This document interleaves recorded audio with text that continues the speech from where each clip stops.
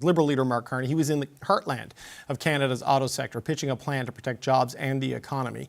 Carney kicked off day 4 of the campaign in Windsor, Ontario, as I said, a city on the front lines of President Trump's trade war. Carney also stopped in London to tour a manufacturing plant before ending the day in Kitchener, where he'll hold a rally tonight alongside local candidates. What we need to do is build more of those autos and more of each auto right here in Canada.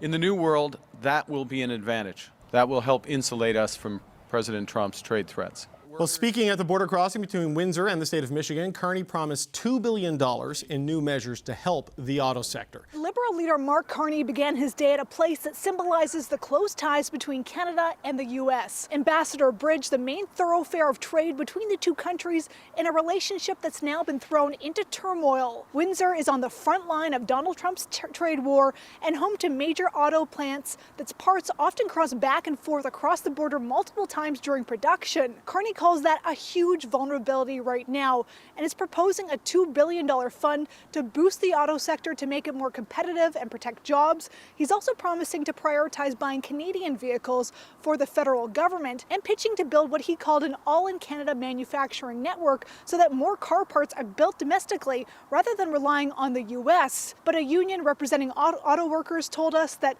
Canada, while it has the facilities and the technology to do this, it would be challenging and costly because of how intertwined the supply chain is. The Liberals' campaigns continues to focus narrowly on trying to position Carney as the leader to protect the country from Trump.